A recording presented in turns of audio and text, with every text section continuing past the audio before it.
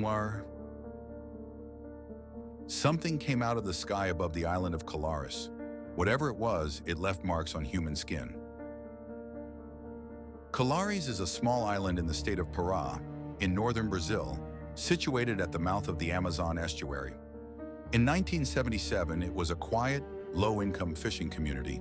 The nearest city of any size was Belém. The island had no military installation, no strategic value, and no particular reason to attract attention from anyone. What normal looked like there was simple. Fishing boats before dawn, families in wooden houses, the dense heat of equatorial Brazil pressing down on everything. What began in the second half of 1977 was not normal. Residents reported lights moving over the water and the tree line at night. Then they reported something more disturbing. People said they were being struck by beams of light. They said those beams left wounds. Local accounts describe burns, puncture marks, and a sensation of heat or paralysis. The reports multiplied. The scale of the alleged incidents and the evident fear among the island's population eventually reached official attention. The Brazilian Air Force is the aerial branch of the Brazilian Armed Forces. It was formed in 1941 when the Army and Navy air branches were merged into a single unified force.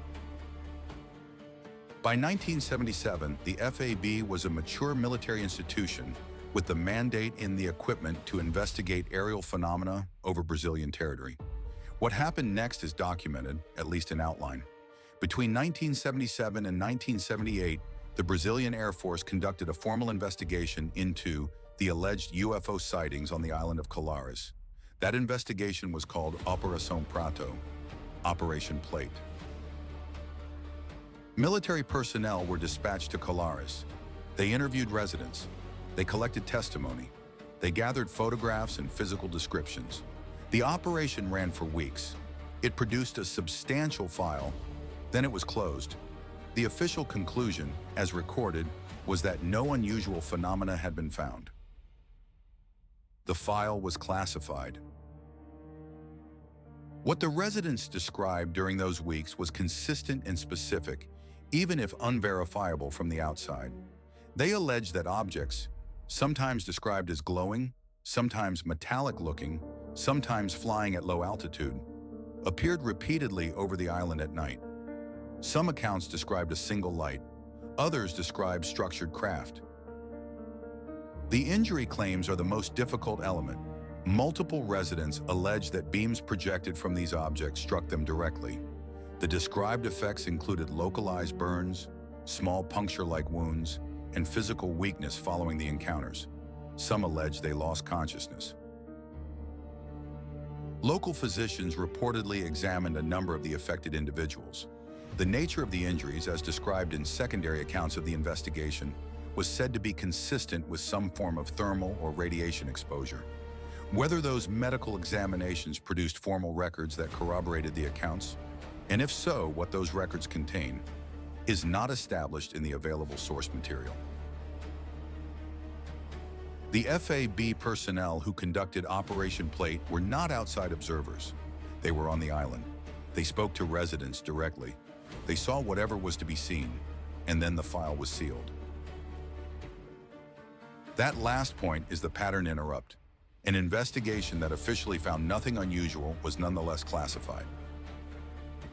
The two facts sit in tension. A negative result, no unusual phenomena, does not typically generate classified documentation. The gap between the stated conclusion and the decision to restrict access to the underlying file is one of the most debated features of this case. It does not prove concealment. It does not prove the witnesses were right, but it is a documented contradiction, not an invented one. Two broad categories of explanation have been advanced over the decades since 1977, and both carry real weight. The first is that something genuinely anomalous was occurring over Colares, whether atmospheric, military, technological, or otherwise unidentified, and that the Brazilian Air Force either could not explain it or chose not to disclose what it found. Supporting this reading, the volume and consistency of the witness testimony, the reported physical injuries, the deployment of military investigators to a small fishing island, and the classification of the resulting file. If nothing happened, the institutional response seems disproportionate. The second explanation is that the events of 1977 were a combination of misidentified natural phenomena, social contagion in a frightened community, and injuries with conventional causes that were attributed to aerial objects under conditions of high anxiety. Supporting this reading, the official conclusion of no unusual phenomena, the absence of independently verified physical evidence in the public record, and the well-documented human tendency to interpret ambiguous sensory experience through the frameworks that are already circulating in a community. Fear, once established, reshapes perception. That is not speculation, it is documented psychology.